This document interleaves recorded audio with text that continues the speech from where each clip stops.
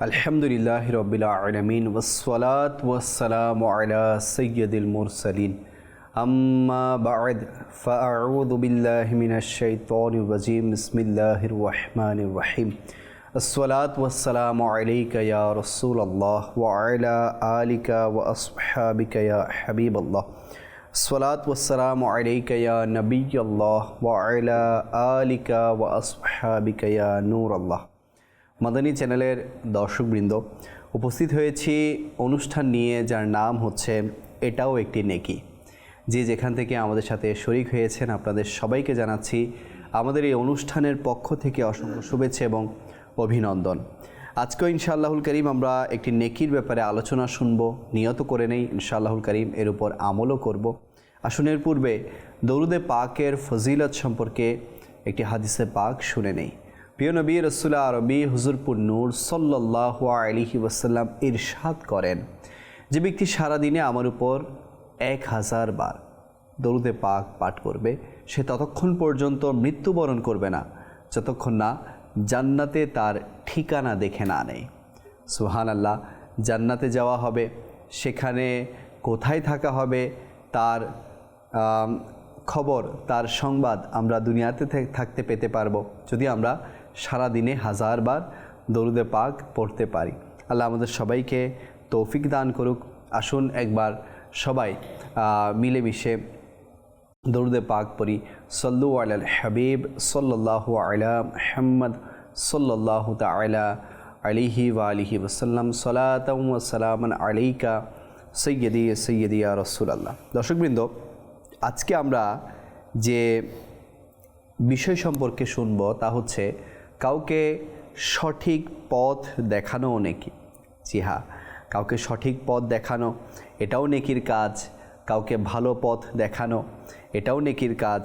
এবং যারা বিপথে চলে যায়, যারা বিপদগামী হয়ে যায়, তাদেরকে যদি আমরা সরল পথ দেখাতে পারি, তাদেরকে যদি সহজ পথ এবং সঠিক পথ যদি আমরা দেখাতে পারি, ইনশাআল্লাহুল করিম এটা আমাদের জন্য নেকির মাধ্যম হয়ে দাঁড়াবে।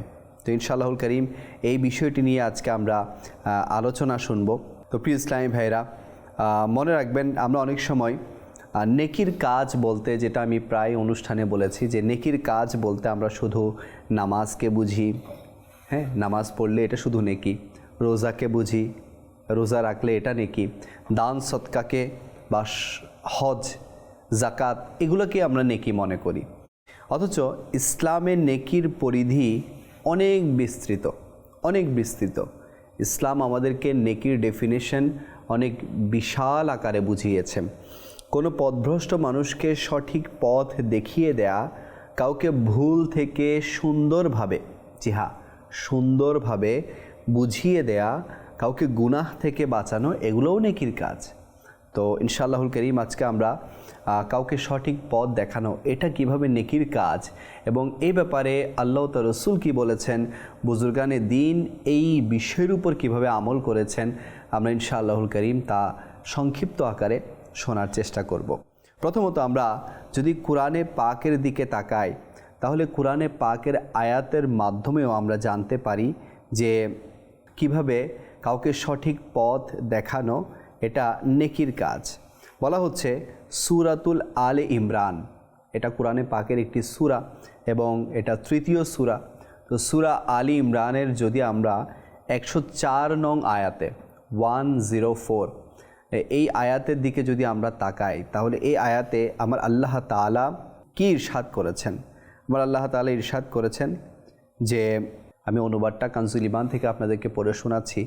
104 আয়াতে আমার আল্লাহ তাআলা ইরশাদ করেছেন, এবং তোমাদের মধ্যে একটি দল এমন হওয়া উচিত যারা কল্যাণের দিকে আহ্বান জানাবে, ভালো কাজের নির্দেশ দিবে এবং মন্দ থেকে নিষেধ করবে, আর এরাই লক্ষ্যস্থলে পৌঁছেছে। সুবহানাল্লাহ।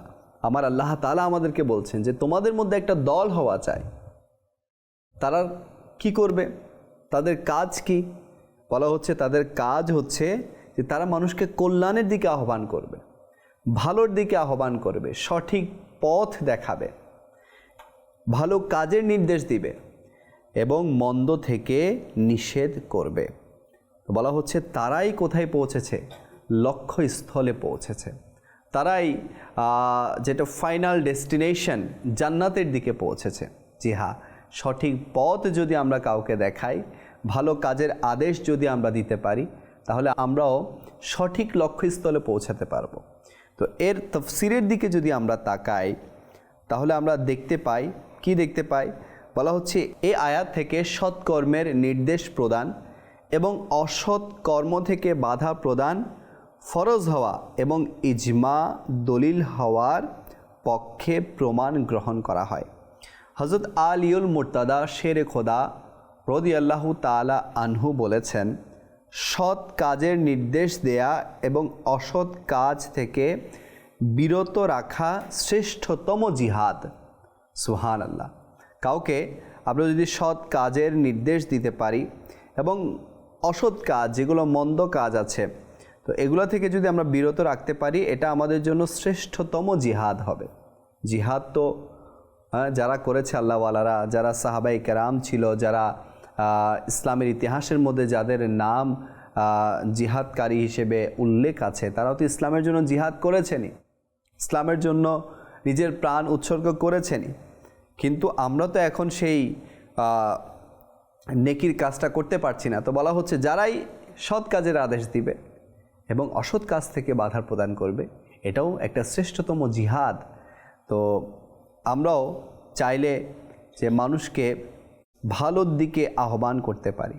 আজকে আমরা যদি আমাদের আশেপাশে, আমাদের সারাউন্ডিংয়ে একটু দেখি, লক্ষ্য করি, তাহলে কত মানুষ আজ বিপদগামী, কত মানুষ আজকে বেপথে চলে যাচ্ছে, কত মানুষ আজকে সঠিক পথ থেকে দূরে চলে যাচ্ছে।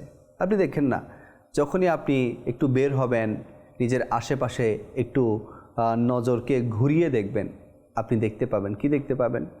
যে কেউ হয়তোবা নামাজ তরক করতেছে, কেউ হয়তোবা দেখবেন আপনি কোথাও যাচ্ছেন, আপনার চলার পথেই কেউ অশ্লীল কথা বলতেছে, কেউ একে অপরকে মারতেছে, কেউ একে অপরকে গালি দিচ্ছে।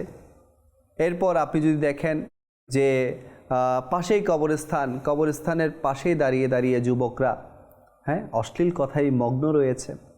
এরপর যদি আপনি দেখেন যে মেয়ে যাচ্ছে, তো ছেলেরা মেয়েদের দিকে বেপরদাগি করতেছে, কুনজরে তাকাচ্ছে, মেয়েরাও আজকে বেপর্দার দিকে ধাবিত হচ্ছে। এভাবে আপনি যদি আরও সামনের দিকে যান, আমাদের সারাউন্ডিংয়ে আমরা দেখতে পাই কেউ গান শুনছে, কেউ নাচ করছে, কেউ সিনেমা দেখছে, কেউ গীবত করছে, কেউ আপনার অশ্লীল কথার মধ্যে লিপ্ত রয়েছে। এই বিষয়ের সাথে যারা যুক্ত, তারা সঠিক পথ থেকে দূরে। এখন আপনি যদি তাদেরকে ভালো কথা বলে ভালো কাজের দিকে আহ্বান করতে পারেন, তাদেরকে সঠিক পথ দেখাতে পারেন, হ্যাঁ, সঠিক পথ কোনটা? আল্লাহ তো রসুলের পথ। যারা দুনিয়ার সমস্ত চাকচিক্য ছেড়ে আল্লাহ তো রসুলের পথ এখতিয়ার করেছে, আল্লাহ তো রসুলকে খুশি করার জন্য নিজের জীবনকে অতিবাহিত করেছে, তারাই সঠিক পথে আছে। তো এই সঠিক পথে আনা এটা অনেক বড় নেকি। যারা নামাজ পড়তেছে না, আপনি যদি তাদেরকে দাওয়াত দেন, ভাই নামাজ পড়েন, নামাজ পড়েন, ভাই আমার রব এটাকে ফরজ করেছে, আমার নবী নামাজকে চোখের শীতলতা বলেছে, এভাবে যখন আপনারা নেকির দাওয়াত দিয়ে দিয়ে সঠিক পথে আনবেন, এটা অনেক বড় নেকির কাজ। যদি আমরা কোরআনে পাকের আরও কিছু আয়াতের দিকে দেখি, বলা হচ্ছে অন্য জায়গায় আল্লাহ পাক বলেন, যে ব্যক্তি নেক কাজের দিকে পথ নির্দেশ করে সে ওই নেক কাজকারীর সমপরিমাণ সওয়াব পাবে। সুবহানাল্লাহ। আমি যদি কাউকে কোনো নেকির কাজের ব্যাপারে বলি, ভাই নামাজ পড়তেছেন না, নামাজটা পড়েন না, ভাই ভাই আপনি তো ফরজ রোজা রাখতেছেন না, ফরজ রোজাটা তো রাখেন, ভাই আপনি মিথ্যা বলিয়েন না, ভাই আপনি লেনদেনের মধ্যে 2 নাম্বারই করিয়েন না। তো এই নেকির কাজ এর ব্যাপারে যখন আমরা কাউকে বলবো, আর সে যদি এটা আমল করে, সে যতদিন এটার উপর আমল করবে, আমরা শুধু একবার বলেছি, 2 বার বলেছি, 3 বার বলেছি, আমার বলার কারণে সে যদি আমলকারী হয়ে যায়, সে যতদিন আমলকারী থাকবে ততদিন ওই সওয়াব আমিও পেতে থাকব। তো সঠিক পথ দেখানোর মানে অন্যতম একটা বেনিফিট হচ্ছে যে আপনি যদি কাউকে সঠিক পথ দেখান আর সে এই পথে যতদিন অটল থাকবে ততদিন এই নেকির কাজের সওয়াব আপনিও পেতে থাকবেন। আলহামদুলিল্লাহ, যদি আমরা বর্তমান এই ফিতনা ফেসাদের যুগে দাওয়াত ইসলামের দিকে তাকাই, জি হ্যাঁ, রাজনৈতিক সংগঠন, সুফিবাদী সংগঠন দাওয়াত ইসলামের দিকে তাকাই, তারা কি করছে? মুসলমানদেরকে সঠিক পথেই তো আনছে না, নেকির দাওয়াতের মাধ্যমে, এই যে মাদানী চ্যানেলের মাধ্যমে, এরপর দরসের মাধ্যমে, ইজতিমায়ে যিকির ও নাতের মাধ্যমে, বিভিন্ন অ্যাক্টিভিটিসের মাধ্যমে তাদের কাজ কি? তারা মুসলমানদেরকে সঠিক পথই তো দেখাচ্ছে। যারা আল্লাহ থেকে দূরে তাদেরকে আল্লাহর কাছেই তো আনছে, যারা আল্লাহ রসুল থেকে দূরে তাদেরকে আল্লাহ রসুলের প্রেমিকই তো বানাচ্ছে। তো এই সংগঠনে আসলে কি ফায়দা? আপনি নিজে তো সঠিক পথ খুঁজে পাচ্ছেনই, বরং আপনিও অন্য কাউকে সঠিক পথ খুঁজে পেতে সাহায্যকারী হয়ে যাবেন। আর এর বেনিফিট কি? যেটা আমি কিছুক্ষণ পূর্বেই বলেছি, যে আমার আপনার মাধ্যমে যদি কেউ নেক কাজের আমলকারী হয়ে যায়, আমার আপনার মাধ্যমে যদি কেউ সঠিক পথ খুঁজে পেয়ে যায়, তাহলে সেই আমলকারীর সওয়াব আমি আপনি পেতে থাকব। আর এটা সাদকায়ে জারিয়া হয়ে যাবে। আমি কবরে চলে যাব, কিন্তু আমার কারণে কোনো ব্যক্তি যদি দুনিয়ার জমিনে ইবাদতকারী হয়ে থাকে, নেক আমলকারী হয়ে থাকে, তাহলে আমি কবরে চলে যাব, কিন্তু আমার দাওয়াতের কারণে, আমার বুঝানোর কারণে, সঠিক পথ দেখানোর কারণে সে যতদিন আমলকারী দুনিয়ার জমিনের উপর আমল করবে এবং এই সিলসিলা যতদিন জারি থাকবে, আমি কবরে চলে গেলেও সেই সওয়াব আমার কবরে পৌঁছাতে থাকবে। তো দাওয়াত ইসলামীর মাধ্যমে এটা খুব সহজেই হচ্ছে। আমি আপনাদেরকে অনুরোধ করব, আপনারাও দাওয়াত ইসলামীর সঙ্গ লাভ করুন, আপনারাও দাওয়াত ইসলামীর কাছে আসুন, আপনারাও নিজেকে দাওয়াত ইসলামীর সাথে যুক্ত করুন। দাওয়াত ইসলামীতে বিভিন্ন অ্যাক্টিভিটিস হয়ে থাকে, daily activities, weekly activities, monthly activities, এরপর বিভিন্ন ইভেন্টে অ্যাক্টিভিটিস, রমাদানুল মুবারকে বিভিন্ন অ্যাক্টিভিটিস হয়ে থাকে, এরপর কুরবানিতে, এরপর আপনার মহরমে, রবিউল আউয়ালে বিভিন্ন ধরনের অ্যাক্টিভিটিস দাওয়াত ইসলামী করছে। মূল মাকসাদ কি? উদ্দেশ্য এটাই, আল্লাহর বান্দাদেরকে, নবীর উম্মতদেরকে যাতে আমরা সঠিক পথ দেখাতে পারি, সঠিক পথ তাদেরকে দিতে পারি। আল্লাহ আমাদের সবাইকে তৌফিক দান করুক। যদি আমরা হাদিসে পাকের দিকে তাকাই, তাহলে সহিহ মুসলিম শরীফের হাদিসে পাকের মধ্যে এসেছে, নবী আকরাম নূরে মুজাসসাম শাহে বনি আদম সাল্লাল্লাহু তাআলা আলাইহি ওয়া আলিহি ওয়াসাল্লাম ইরশাদ করেন, যে ব্যক্তি মানুষকে হেদায়েতের দিকে ডাকে, যে ব্যক্তি মানুষকে সঠিক পথের দিকে ডাকে, হেদায়েতের দিকে ডাকে, সে তাদের সকলের সমপরিমাণ সওয়াব পাবে। যারা তার অনুসরণ করবে, এতে তাদের সওয়াবের কোনো কমতি হবে না। যেটা আমি এতক্ষণ আলোচনা করেছি, যে আমি যদি কাউকে হেদায়েতের দিকে ডাকি, সঠিক পথের দিকে ডাকি, তাহলে সেই সওয়াব আমিও পাবো, কিন্তু এটা মনে করার কোনো বিষয় নাই যে আমার নেক আমল থেকে কোনো কমতি হচ্ছে কিনা। অর্থাৎ যে আমল করবে, ধরেন আমার দাওয়াতের কারণে কেউ নামাজি হলো, এখন সে নামাজ পড়তেছে, এখন সেই সওয়াব তো আমি পাচ্ছি, এখন সে আবার মনে যাতে এটা না করে যে তার সওয়াবের কোনো কমতি হয়ে যাবে নাকি, না, সে তার প্রাপ্য সওয়াব সে পাবেই পাবে, এবং আমার দাওয়াতের কারণে যেহেতু সে নামাজি হয়েছে, তো সেই সওয়াবটা আমিও পাবো। তো এটা অনেক বড় বেনিফিট। তো এই জন্য আমাদেরকে সঠিক পথে আনার জন্য দাওয়াত দেওয়া উচিত। আমাদের আশেপাশে আমাদের ভাই আছে, বোন আছে, আমাদের আত্মীয় স্বজন আছে, নেইবার আছে, আমাদের এলাকাবাসী আছে, বন্ধুমহল আছে, কতজন দেখবেন আপনারা বেনামাজি, নামাজ পড়ে না, তারা গুনাহগার, গুনাহের মধ্যে লিপ্ত। তো আমরা নেকির দাওয়াত দেই, তাদেরকে সঠিক পথ দেখাই, ইনশাল্লাহ এটা সওয়াবে জারিয়া হয়ে যাবে। নবী আকরাম নূরে মুজাসসাম সাল্লাল্লাহু আলাইহি ওয়াসাল্লাম আরেকটি হাদিসে পাকে এভাবে ইরশাদ করেন, আল্লাহর কসম, তোমাদের মাধ্যমে যদি আল্লাহ একজন মানুষকেও, ওয়ান সিঙ্গেল পারসন, একজন মানুষকেও হেদায়াত দান করেন, তবে তা তোমার জন্য লাল উটের চেয়েও উত্তম, লাল উটের চাইতেও উত্তম। যদি আমার আপনার মাধ্যমে একজন সিঙ্গেল পারসনকেও যদি আল্লাহ তাআলা হেদায়াত দান করেন, আল্লাহু আকবার। আজকে দেখেন, আমি আপনাদের সামনে বসে আছি, আজকে আমাকে কেউ না কেউ তো দাওয়াত ইসলামীওয়ালা দাওয়াত দিয়েছে না? এরকম অসংখ্য দাওয়াত ইসলামীওয়ালাকে আপনি পাবেন, কেউ না কেউ তো তাদেরকে দাওয়াত দিয়েছে, কেউ না কেউ তো তাদেরকে সঠিক পথ দেখিয়েছে। এজন্য তারা আজকে নিজের পূর্বের জীবন, যেটা গুনাহে ভরা জীবন ছিল, সেই জীবন থেকে ফিরে এসে আজকে কেউ মুবাল্লিগ হয়ে গেছে, কেউ দ্বীনের দায়ী হয়ে গেছে, সে এখন অন্যদেরকে সঠিক পথ দেখাচ্ছে যে আগে বিপদগামী ছিল। তাহলে বলা হচ্ছে কেউ যদি আপনার মাধ্যমে, একজনও যদি আপনার মাধ্যমে বাস হিদায়াত প্রাপ্ত হয়ে যায়, হিদায়াত পেয়ে যায়, সেটা আপনার জন্য লাল উটের চাইতে উত্তম। এখন মনে প্রশ্ন আসতে পারে, লাল উটের সাথে কেন তুলনা করা হয়েছে? লাল উটের সাথে এটার কানেকশন কি? তো বলা হচ্ছে যে আরব সমাজে, তৎকালীন আরব সমাজের মধ্যে লাল উট ছিল সবচেয়ে মূল্যবান সম্পদ। সবচেয়ে মূল্যবান সম্পদ ছিল লাল উট। আজকে যদি আমাদের কাছে মিলিয়ন বিলিয়ন ট্রিলিয়ন টাকা থাকে, তাহলে আমরা বলবো এটা তো অনেক বড় পয়সাওয়ালা ধনী ব্যক্তি। তো ওই সময় ধনী বোঝানো হতো বা মূল্যবান কিছু বোঝানো হতো যার কাছে লাল উট থাকতো, লাল উট। তো এজন্য বলা হচ্ছে যে আরব সমাজে সেই সময় লাল উট অনেক বড় সম্পদ ছিল, অনেক মূল্যবান সম্পদ ছিল। এজন্য নবী পাক সাহিবুল আওলাক সাল্লাল্লাহু আলাইহি ওয়াসাল্লাম মানুষকে সঠিক পথে আনা দুনিয়ার সবচেয়ে দামি সম্পদের চেয়েও বেশি মূল্যবান হিসেবে তুলে ধরেছেন। তো আমরাও নিয়ত করি যে আমরাও মানুষদেরকে নেকির দাওয়াত দিব, ভালো পথের দাওয়াত দিব। যারা নামাজ পড়ে না নামাজের দাওয়াত দিব, যারা রোজা রাখে না রোজা রাখার দাওয়াত দিব। হ্যাঁ, রোজাও রাখে না অনেকে।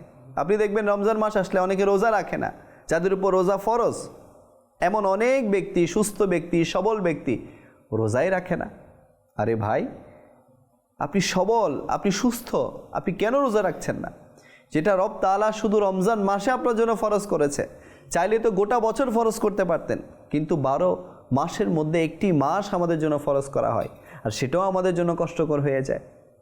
এরপর দেখবেন অনেকে জাকাত আদায় তো করে, কিন্তু যার যতটুকু জাকাত এসেছে তা পরিপূর্ণ আদায় করা তার উপর ফরজ। এখন আমরা মানে অল্প স্বল্প জাকাত দিয়ে উদ্ধার হয়ে যায় যে আমি তো জাকাত দিয়ে দিয়েছি। আচ্ছা, জাকাত দেওয়ার ধরনও দেখলে আমরা অবাক হয়ে যাই। হ্যাঁ, কেউ একেবারে মানে এক ঘষা মারলেই আপনার নষ্ট হয়ে যায় এরকম শাড়ি জাকাত হিসেবে দেয়, লুঙ্গি জাকাত হিসেবে দেয়। আরে ভাই, আপনাকে কে বলেছে এভাবে জাকাত আদায় করতে? আপনি কোনো মুফতি থেকে জিজ্ঞেস করেছেন? কখনো কোনো আলিম থেকে জিজ্ঞেস করেছেন, হুজুর আমি এভাবে জাকাত দিচ্ছি, আমারটা হচ্ছে কি না? জাকাত এটা ফরজ, আল্লাহ পাক ফরজ করেছেন, আর এটা গরিবের হক। আর আমি যাকে দিচ্ছি আমার দেয়াটা আদায় হচ্ছে কিনা, তার নেয়াটা আদায় হচ্ছে কিনা, সেটা কি কখনো জাস্টিফাই করেছি? অনেক মুসলমানের উপর হজ ফরজ হয়ে যায়, কিন্তু সে কি বলে, আরে ভাই আমার তো মেয়ে আছে উপযুক্ত, আমার ছেলে আছে, তাদের বিয়ে করাতে হবে, বিয়ে দিতে হবে, আমি অনেক ভাঙাচোরা ঘরে আছি, এটা ঠিক করতে হবে, দালান কোঠা বানাইতে হবে, বিল্ডিং করতে হবে, এখন কোত্থেকে হজ করবো? অথচ তার ব্যাংক ব্যালেন্সে দেখেন লক্ষ লক্ষ টাকা পড়ে আছে। আমি কখনো আলিম থেকে জিজ্ঞেস করেছি, ভাই আমার এত টাকা আছে ব্যাংকে, আমার জমানো এত টাকা আছে, আমার উপর হজ ফরজ হয়েছে কিনা? তো দেখবেন অনেক মানুষ আজকে অনেক বড় বড় নেকির কাজ থেকে দূরে, যেটা তাদের উপর ফরজ। এক তো এটা যে ফরজ, যেটা অবশ্যই আদায় করতে হবে, ওয়াজিব যেটা অবশ্যই আদায় করতে হবে, সুন্নাতে মুআক্কাদা যেগুলো আদায় করতে হবে। তো দেখেন, একটা তো হচ্ছে যেটা নফল ইবাদত, আপনি নফল রোজা রাখলে সওয়াব, না রাখলে গুনাহ নাই। আপনি নফল সদকা দিলে সওয়াব, না দিলে গুনাহ নাই। তো এরকম নফল ইবাদত মুস্তাহাব আমল অনেক আছে, হয়তো বা আমরা না করলে গুনাহ নাই, করলে অনেক মারহাবা, করলে আমার জন্য ভালো। কিন্তু আপনি দেখবেন অনেক মুসলমান আজকে ফরজ থেকে দূরে, ফরজ থেকে দূরে, আল্লাহর ইবাদত থেকে দূরে, ওয়াজিবাত থেকে দূরে। তো এগুলো তাদেরকে কে শিখাবে? সঠিক পথ দেখাবে কে? আমি আপনি যদি সঠিক পথ দেখাই, আমারও লাভ, আমার ভাইয়েরও লাভ। তো ইনশাআল্লাহ নিয়ত করি যে আমরা ইনশাআল্লাহ সঠিক পথ দেখাবো। আমি গুনাহগার হতে পারি, আমি বদকার হতে পারি, আমি আল্লাহর অনেক বড় নাফরমান বান্দা হতে পারি, কিন্তু আমার মাধ্যমে যদি কেউ হেদায়েত পেয়ে যায়, এটা আমার জন্য লাল উটের চাইতে উত্তম হবে। আমার মাধ্যমে যদি কেউ হেদায়েত প্রাপ্ত হয়ে যায়, আল্লাহ পাক ওই বান্দার উসিলাই হলেও আমাকে মাফ করে দিতে পারে। এই জন্য সঠিক পথ দেখাবো। প্রথমত নিজে সঠিক পথে চলবো, নিজে নামাজ পড়বো, রোজা রাখবো, আল্লাহর ফরজ বিধানগুলোকে মানবো, ওয়াজিবগুলোকে মানবো, আল্লাহ রসুল যা বলেছে তা শুনবো, তা মানবো। এরপর অন্যকে এগুলো মানার দাওয়াত দিব। ইনশাল্লাহ আমার জন্যও ফায়দা, তার জন্যও ফায়দা। এবার আমরা যদি আল্লাহর নেক বান্দাদের জীবনই দেখি, যেমন হাসান বসরি রহমতুল্লাহি তাআলা আলাইহি, ওনার জীবনী থেকে এসেছে, উনি বলেছেন, আমি যদি কাউকে নেক কাজের একটি কথা শিখিয়ে দিতে পারি তা আমার কাছে 1000 নফল নামাজের চেয়ে উত্তম। আল্লাহু আকবার। আপনি দেখেন 1000 নফল নামাজ পড়তে কতক্ষণ সময় লাগে। যখন বিভিন্ন বড় রাত আসে তখন 20 রাকাত, 30 রাকাত, 50 রাকাত অনেকে নফল নামাজ পড়ে, মা বোনরাও পড়ে, পুরুষরাও পড়ে। এরপর আপনি দেখেন না, যখন রমজান মাস আসে 20 রাকাত তারাবি পড়তেও কত কষ্ট হয়ে যায়। 5 ওয়াক্ত নামাজ তো আছেই, এগুলোও সামান্য নামাজ, কিন্তু পড়তে কত কষ্ট হয়ে যায়। তো 1000 রাকাত নফল নামাজ পড়তে কত কষ্ট হবে, কিন্তু আল্লাহওয়ালারা পড়তেন, হ্যাঁ, রাত জেগে জেগে পড়তেন। তো হাসান বসরি রাহমাতুল্লাহি তাআলা উনিও কিন্তু অনেক বড় আল্লাহর নেক বান্দা, অনেক বড় আল্লাহর ওলি, কিন্তু উনি এরপরও বলছেন যে কাউকে একটা নেক কাজের কথা শেখানো এটা আমার কাছে 1000 রাকাত নফল ইবাদতের চাইতেও শ্রেষ্ঠ। তো এই জন্য কাউকে সঠিক পথে আনা, সঠিক পথে আপনি কীভাবে আনবেন ভাই? আপনি দেখেন না, সঠিক পথে কাউকে কীভাবে আনবেন? নামাজ জানে না, তাকে নামাজের দাওয়াত দিলেন, তো সঠিক পথের কথাই তো বললেন না।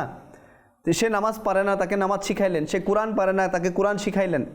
সে অজু পারে না, অজু শিখাইলেন। গোসল পারে না, গোসল শিখাইলেন। নেকির ব্যাপারেই তো বললেন। তো এটা হাসান বসরি রাহমাতুল্লাহি তাআলা বলছে এগুলো 1000 নফল ইবাদতের চাইতে শ্রেষ্ঠ। তো আমাদের উচিত যে এই আমলগুলা করা। এরপর বলা হচ্ছে যে আমাদের বড় পীর শাহনশাহ বগদাদ হুজুরে গৌসে পাক শেখ আব্দুল কাদের জিলানী রাহমাতুল্লাহি তাআলা আলাইহি, ওনার মজলিসে বসে বহু মানুষ গুনাহ থেকে তওবা করত।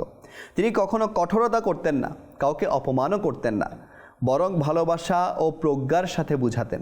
ফলে চোর, ডাকাত, মদ্যপায়ী সবাই নেক মানুষে পরিণত হয়ে যেত। এটাই কাউকে সঠিক পথ দেখানোর প্রকৃত পদ্ধতি। কি? নরমতা, ইখলাস, দরদ ভরা হৃদয়, এগুলাই কাউকে সঠিক পথে নিয়ে আসে। এখন তো আমরা বলি, হেই নামাজ কেন পড়ো না, নামাজ পড়তে পারো না। আমরা সঠিক পথ তো দেখাই, কিন্তু আমাদের আন্দাজ ভালো না, আমরা নরম করে বলি না, আমরা কাউকে বুঝানোর আন্দাজে বলি না, আমরা গরম করে বলি। তো এটাও কিন্তু অনেককে সঠিক পথে তো উল্টা আনে না, বরং সে আরও যে বিপদ আছে সেই বিপদের মধ্যে চলে যায়। তো সঠিক পথ দেখানোরও কিছু আন্দাজ আছে, কিছু নিয়ম নীতি আছে। কাউকে ঝাড়ি দিয়ে, হ্যাঁ, কাউকে আপনি রাগান্বিত হয়ে যদি সঠিক পথের কথা বলেন, সে আসবে না।